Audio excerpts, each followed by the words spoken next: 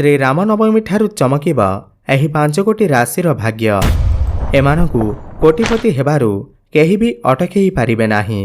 श्री रामनवमी दिन ग्रहमानकर गोचर स्थिति रे किछि एभली परिवर्तन हेबाकु जाउअछि कि एमानकर भाग्य राताराति बदलिबा पई जाउअछि। काहेकि ना एही श्री रामनवमी दिन ग्रहमानकर गोचर रे किछि अद्भुत संजोग बनिबाकु जाउअछि। अमृत सिद्धि जोग, महालक्ष्मी जोग, आयुष्मान जोग जेमिति पूरा 62 प्रकारर शुभ जोगर निर्माण हेबाकु जाउअछि। जहार सीधासलख प्रभाव राशिचक्र रे थिबा 12 गोटी राशि मध्यरु 5 गोटी राशि एमिति अछंती जो मानक उपरे एहार सीधा प्रभाव पड़िबा पई जाउअछि। एमानकर उपरे प्रभु श्री राम एवं प्रभु बजरंगबालींकर अपार कृपा प्राप्ति हेबाकु जाउअछि। एही 5 गोटी राशि जे कि कोटिपति हेबार रास्तार चालुछंती एवं एही रामनवमी ठारू एमानकर समस्त स्वप्न पूर्ण हेबाकु जाउअछि। प्रभु बजरंगबालींकर कृपारू आपण मानंकु सठिक समय रे बहुत बड़ धनलाभ हेबार अछि। आपणकर उपरू सब करचर भार खसीजिब। आपणकर सब कष्ट समस्या दूर होइजिब। श्री रामंकर कृपारू आपणकर बहुत शीघ्र विवाहर जोग मध्य खोलिबाकु जाउअछि। आपणकर व्यापार वाणिज्य मध्य खूब जोरसोर रे उन्नति देखाजिबाकु मिलिब। मनपसंदर चाकरी हेबार मौका आपणको प्राप्ति हेब। आपणको आकस्मिक भाव में धन प्राप्ति हेब। विभिन्न दिगुर आपणक पाखकु अर्थर आगमन हेब। शिक्षार बड़ सफलता प्राप्ति करिवे। संतान सुख प्राप्ति हेब। आपणकर अटकी रहितबा समस्त कार्य पुणी थरे चालू हेबाकु लागिब। कर्मक्षेत्र रे नूतन कर्म प्राप्ति हेब। प्रमोशन जोग बनिब। स्वास्थ्य उन्नति परिलक्षित हेब एवं प्रेम जीवन रे सुखमय समय अतिबाहित करिवे।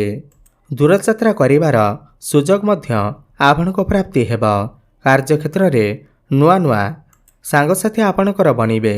कोर्ट कचेरी मामला रे आपणको सफलता अवश्य प्राप्ति हेब। अजाणा जगारू आपणको धनलाभ हेबार अछि। आपणको बहुत बड़ बड़ खुशी खबर मध्य प्राप्ति हेब। तेबे आसंतु जानिबा सेही राशि मानक विषय रे जो मानकर भाग्य एही पवित्र श्री रामनवमी ठारू बदलिबाकु जाउअछि। जहार विषय रे आमे एही ठारे कथा हेउछे। एहा पूर्वरु जदि आपण माने भी प्रभु श्री राम एवं प्रभु बजरंगबालींकु सच्चा हृदय रे भक्ति करुथांती, विश्वास करुथांती, तेबे एही भिडियोटी को लाइक करी कमेंट बॉक्स रे जय श्री राम, जय हनुमान अवश्य लिखि दियंतु। प्रथम भाग्यशाली राशिटी हेउछि तुला राशि। एही श्री रामनवमी ठारू आपणको आपणकर जीवन रे अपार सफलता मिलिबार संभावना नजर आसुअछि। आपणकर घरे सुख समृद्धि एवं धनर आगमन हेब। आपण एही श्री रामनवमी ठारू किछि नुआ करी देखै पारंती। बेरोजगार युवक मानंकु भल चाकरी मिलिबार जोग बनुअछि। नुआ कार्य आसुथिबा विघ्न एबे दूर हेबाकु जाउअछि। सामाजिक कार्य करिबार आपणको सफलता प्राप्ति हेब। जीवनर सब असुविधा आपणकर दूर होई पारे। आपणकर द्वारा काहाकु दिया जाइतिबा धन मिलिबार एबे संभावना नजर आसुअछि। घर परिवार रे खुशीर माहौल लागि रहिब। संतान सुख प्राप्ति हेब। शिक्षा क्षेत्र रे बड़ सफलता प्राप्ति हेब। कर्म क्षेत्र रे उन्नति करिवे। प्रमोशन जोग बनिब। नूतन चाकरी प्राप्ति हेब। समस्त ऋण करजरु आपणको मुक्ति मिलिब। प्रेम जीवन रे सुखमय समय अतिबाहित करिवे। नूतन जानवाहन किणिबार सुख मध्य प्राप्ति हेब। दूरयात्रा करि पारंती। आपणकर तुला राशि होइतिले तळे थिबा कमेंट बॉक्स रे जय श्री राम, जय हनुमान अवश्य लिखि दियंतु। वृष राशि कहि रखुछु जे एही रामनवमी ठारू आपणको आर्थिक क्षेत्र रे बहुत उन्नति हासिल हेब। आपणको पाखकु एते धन आसीब कि आपण स्वप्नर सुधा कल्पना मध्य करि नथिबे। आपणकर आगामी समय बहुत शुभ रहिब। व्यापार वाणिज्य क्षेत्र रे धन लाभ हेबार पूरा संभावना रहुअछि। एही समय रे आपणकर यात्रा लाभदायक सिद्ध हेब। आपणकर जीवन रे आसीबाकु थिबा सब प्रकारर दुख एवं कष्टर अंत हेबाकु जाउअछि।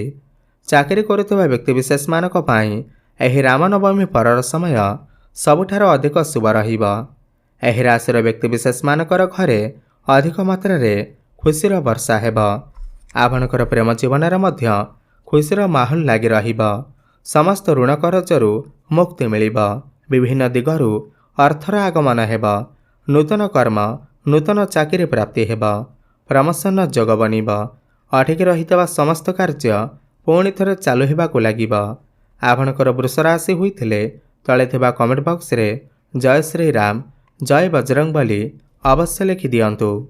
ସିଂହ ରାଶି, କହିଦେଉଛୁ ଯେ ଏହି ପବିତ୍ର ଶ୍ରୀରାମ ନବମୀ ଠାରୁ ଏହି ରାଶିର ବ୍ୟକ୍ତିବିଶେଷମାନଙ୍କ ଉପରେ ଶ୍ରୀରାମ ଏବଂ ପ୍ରଭୁ ବଜରଙ୍ଗବାଲୀଙ୍କର ଅପାର କୃପାଦୃଷ୍ଟି ବନିବାକୁ ଯାଉଅଛି। ଆପଣମାନଙ୍କୁ ଆପଣଙ୍କର ଜୀବନରେ ସଫଳତା ମିଳିବାର ଏବେ ଯୋଗ ବନୁଅଛି। ଆପଣମାନଙ୍କୁ ଆର୍ଥିକ ସଙ୍କଟଠାରୁ ମୁକ୍ତି ମିଳିବ।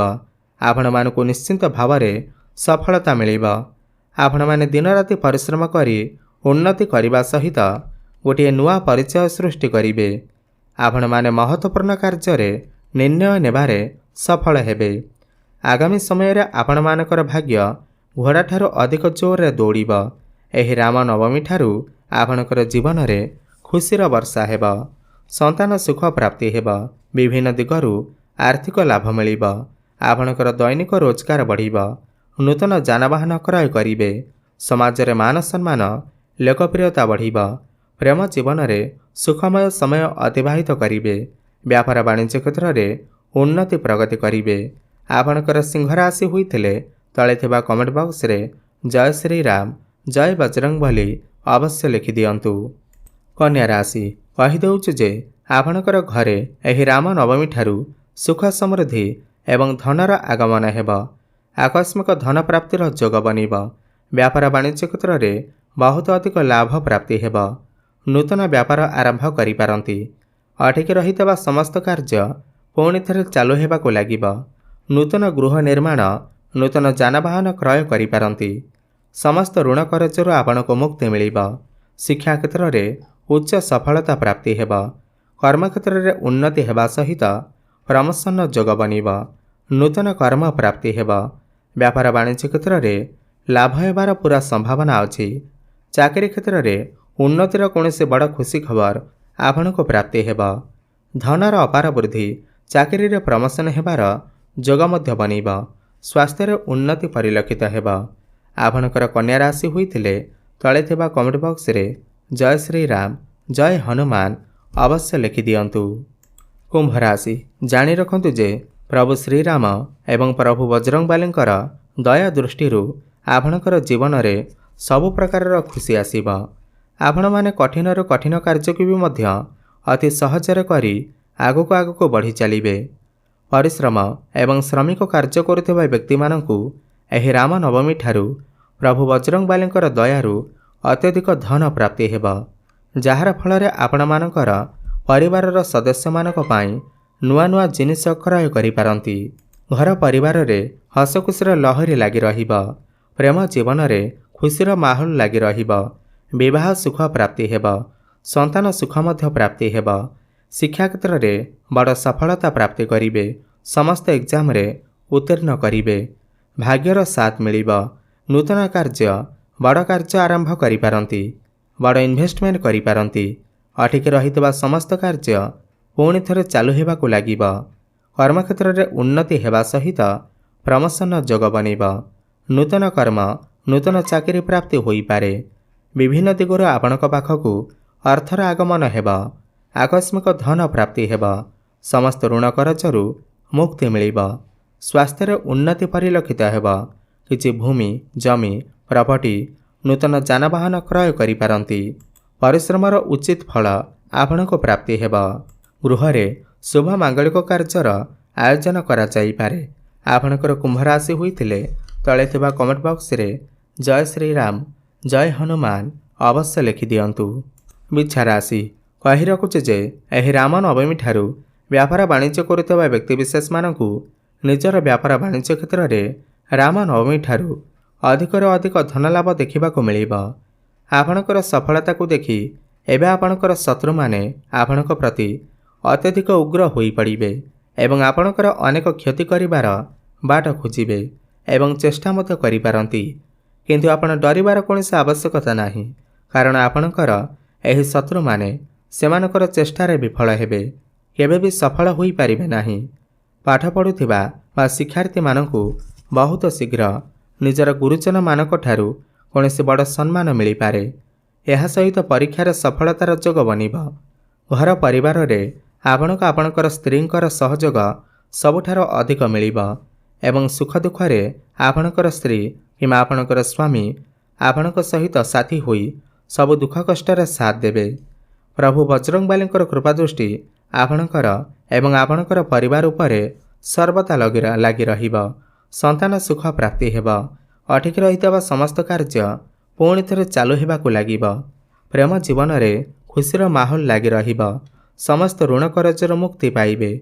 କର୍ମକ୍ଷେତ୍ରରେ ଉନ୍ନତି ପ୍ରଗତି ହେବା ସହିତ ପ୍ରମୋସନ ଯୋଗ ବନିବ। ନୂତନ କର୍ମ ପ୍ରାପ୍ତି ହେବ। ସ୍ୱାସ୍ଥ୍ୟରେ ଉନ୍ନତି ପରିଲକ୍ଷିତ ହେବ।